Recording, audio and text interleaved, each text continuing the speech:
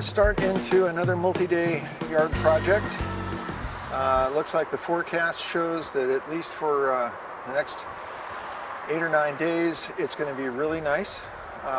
It'll be in the mid to upper 70s, so I'm going to take advantage of that and try to get some more work done. Okay, so multi-day project, what's it going to start with? Well, the first thing we can see in the background of this shot, over here, is that pile of bricks.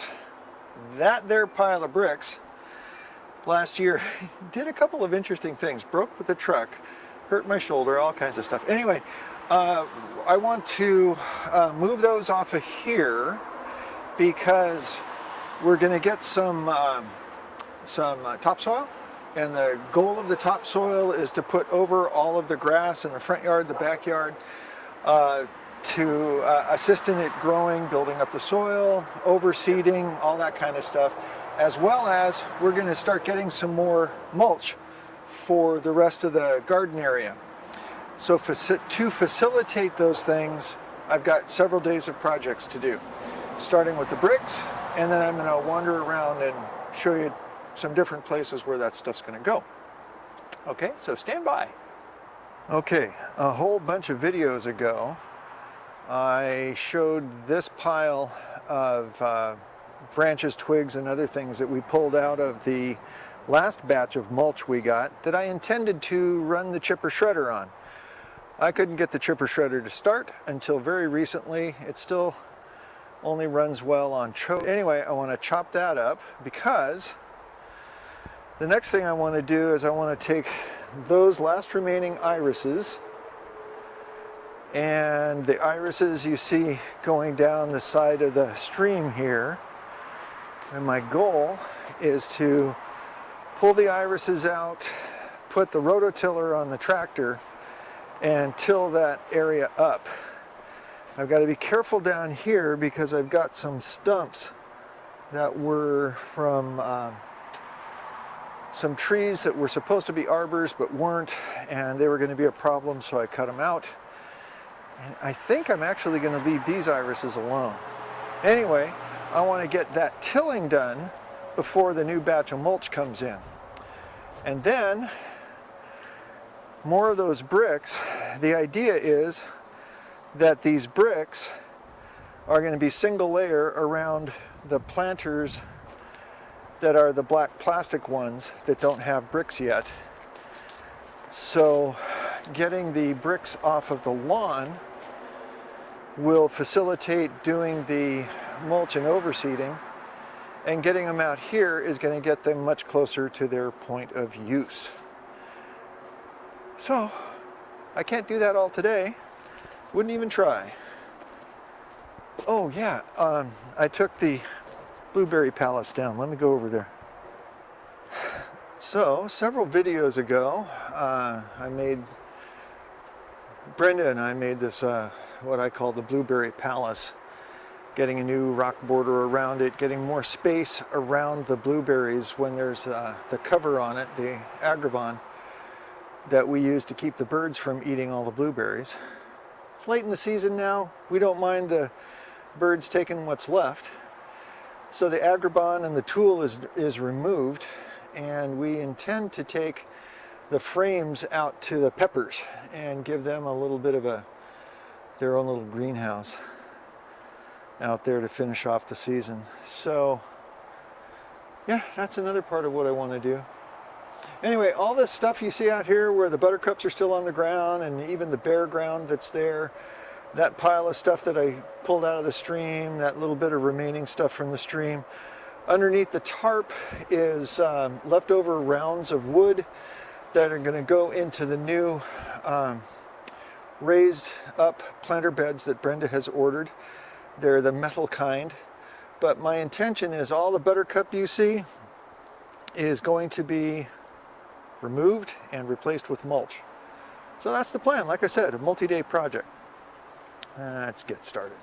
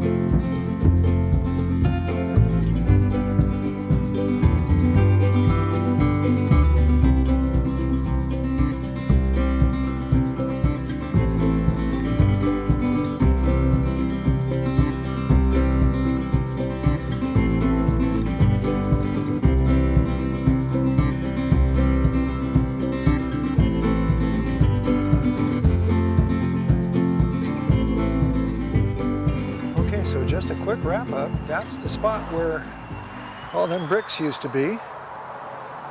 And now they are out here,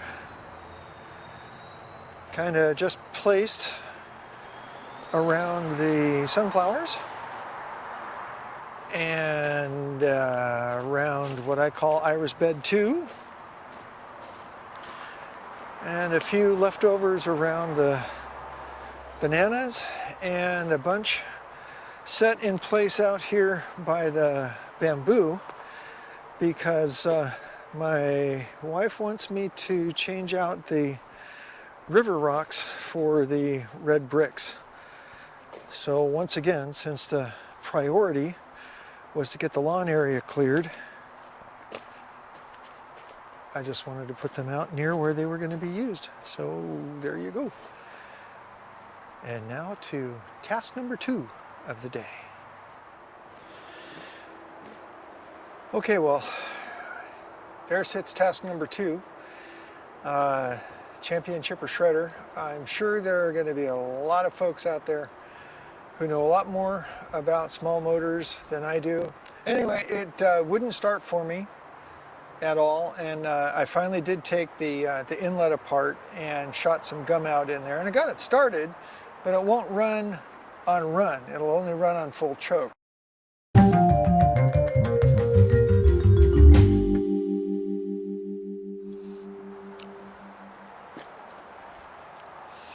Picked a bad time to itch my eye. Yeah. Oh, well, I'm sure that was scintillating video. Not quite solved. However, I'm going to go give it a try. If I just back off of full choke a little bit, it actually runs pretty well. So I'm going to continue to feed it good fresh gas, and I'm going to go see if I can use it. Okay, so be prepared for loud. Oh, I should probably get hearing protection. Yeah, stand by. Okay, I'm not a logger. I love the fact that it was a visor integrated with the hearing protection. So, here we go.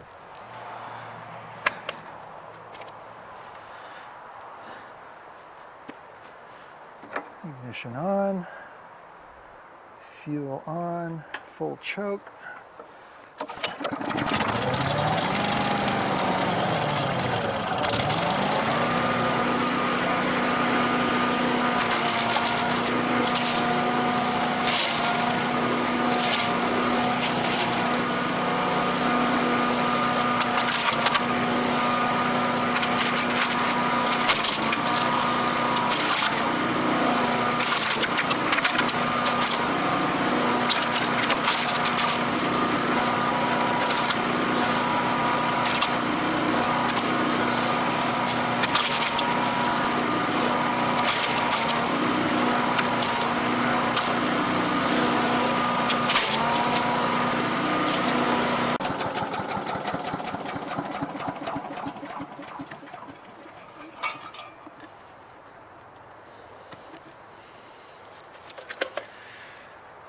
Well, got to go get some tools to take the inlet chute apart.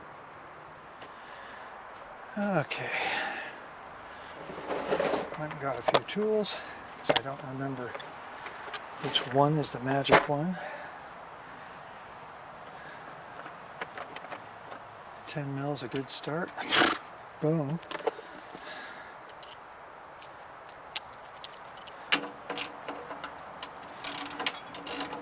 What was the last thing well, I guess this was the last thing I used this on.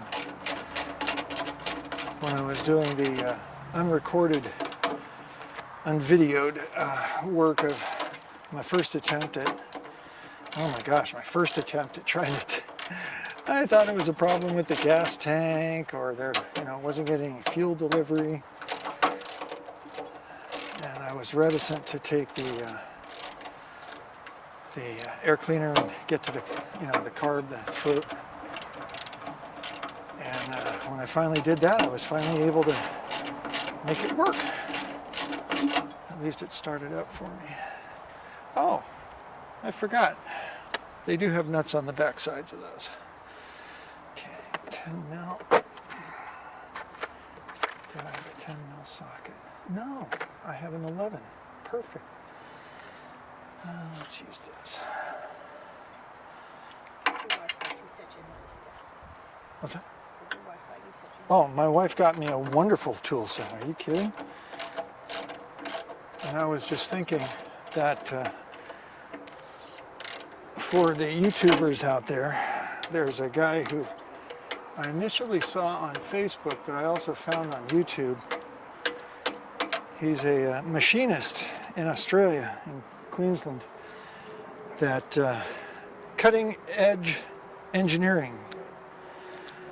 He's a hoot. I really super appreciate the videos that he produces, or he and his wife produce. And I'm telling you what, Brenda, I've got a nice little toolkit here, but he's probably got 50 of those. And it's amazing how in the little bit of time I've been watching his channel, there isn't anything he can't take apart. And what he can't take apart, he cuts apart. And if he doesn't cut it apart with a cutting wheel, he cuts it apart with a torch. I mean, the guy's just, he's a very knowledgeable, very capable machinist. Anyway, so when I think of my nice toolkit you got me, I now think of Curtis at Cutting Edge Engineering.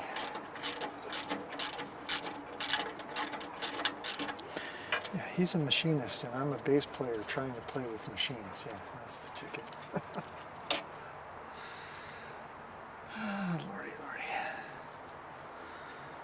You know, if I did have some machining tools, I would be tempted to tack the nut onto the back side of that so it would stay, and I wouldn't have to use two tools to take this inlet off.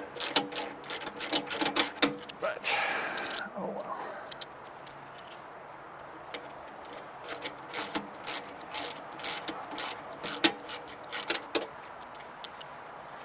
Oh, this scene is screaming for speed ramp. Okay, finally. Now, let's get this out of the way. And there's my jammed up tree trunk in there. Now, let's see if I can get a close-up of that. There you go. It's a 3-inch throat, and even though the branches don't themselves come up to 3 inches, it's just the way they're facing. And it was jammed in there pretty good. So now I gotta pull it out. Oh, let's see. Oh my goodness, yes, this thing is. Let's see, when I turned it off, the flywheel was moving. So yeah, it's moving. It's not jammed up on the blade. It's that one little branch is stuck on the weld, the lip of the weld in there on the left side. Got to get me some clompers, I think. Okay.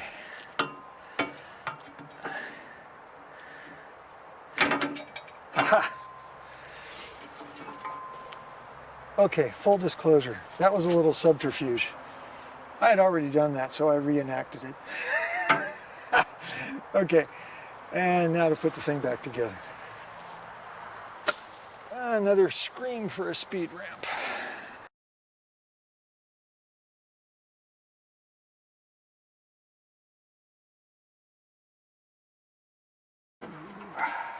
Oh yeah, and I'm just letting the chips go down on the ground instead of bagging them because technically they're going to be used right here, particularly when I bring the rototiller through after I get the other piles of stuff out of the way.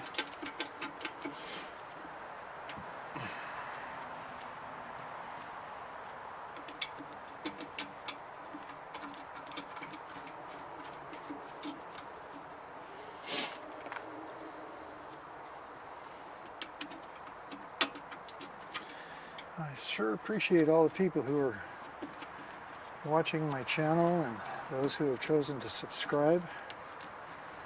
You folks are amazing. And I also got to tell you, I really enjoy the comments. Comments are fun.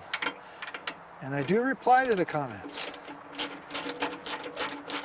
But in order for you to see the reply to the comment, you have to go back to the YouTube video and look at the comments section, I think.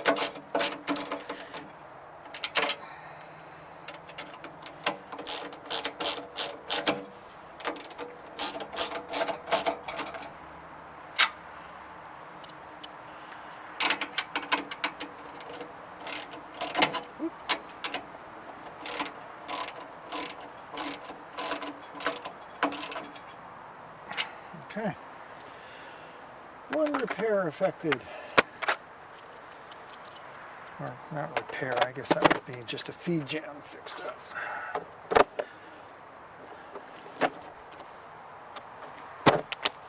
Since it was out of frame, this is the toolkit Brenda lovingly got me a few years ago.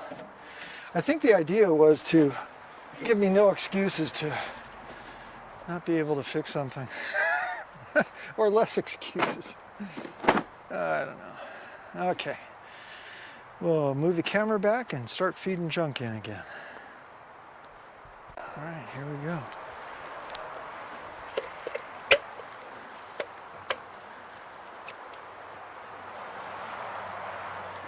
Switch on. Full choke, fuel on. Here we go.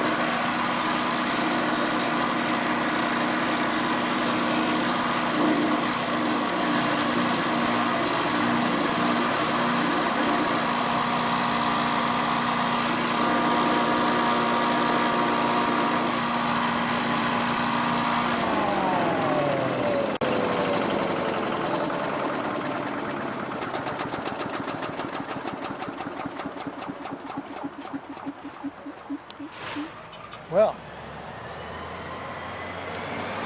I would not go so far as to say that it's running perfectly, but the fact that I was able to get through the larger pieces and only have just the one feed fail, that's pretty unusual for me. Yeah, I usually overstuff it with something and end up having to, you know, clear the flywheel, take off the back plate and all that. Anyway, so there you go. One other comment about the Champion Chipper Shredder. The chipper is fantastic. It really makes, you know, good size chips out of it. The shredder, on the other hand, tends to take bites out of longer pieces and then just spits them out. Again, I'm not too concerned about that, but typically I would not use output of the shredder in the mulching areas around the yard because I really want the finer chips for that.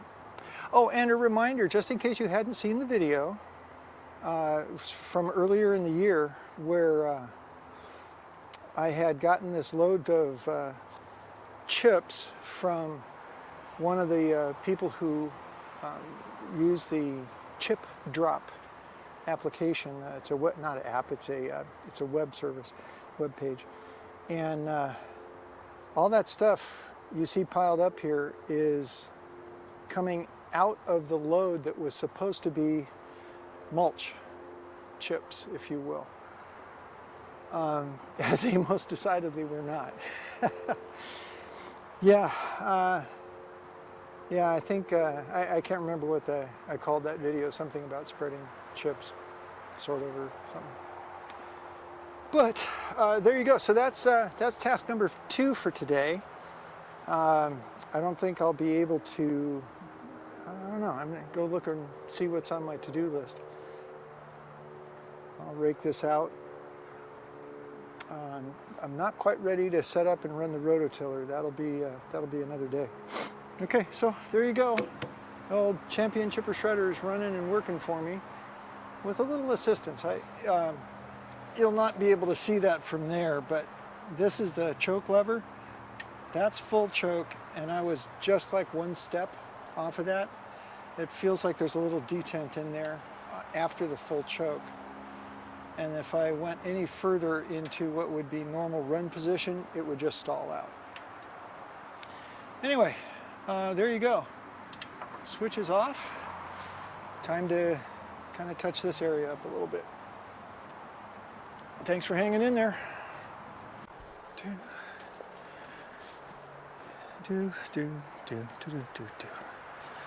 So in lieu of going and getting a standard rake, I'll use the potato rake.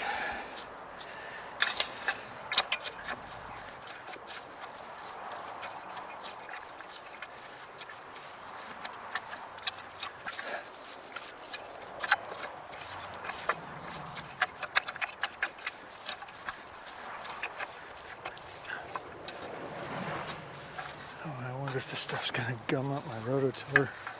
Most likely. We'll cross that bridge that day, which should be pretty soon.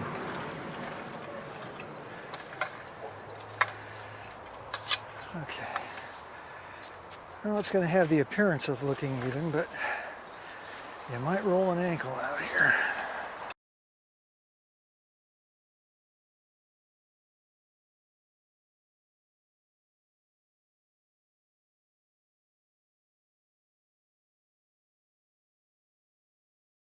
Okie dokie.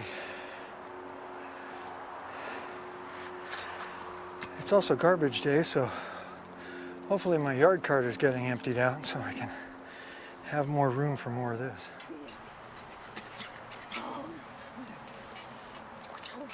Oh, I wanted him to go running around. There you go.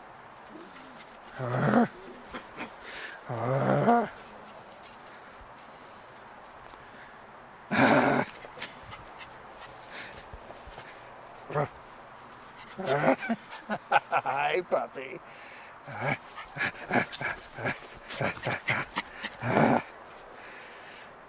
That ought to make interesting video.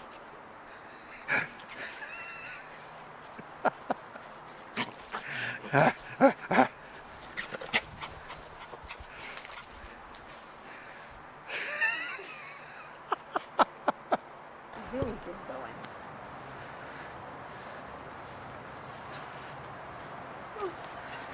This is what I had in mind, Charlie. Not crazy dog. Oh. Not saucy. Oh yeah, he wants to fight. Oh, bite the hand.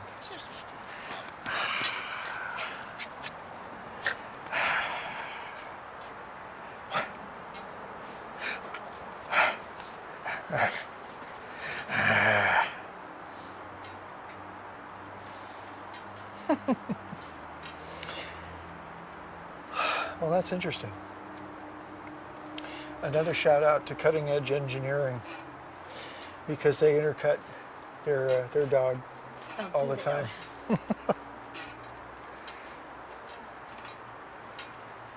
There you go, Curtis and Karen, Cutting Edge Engineering, Queensland. This is Charlie, by the way.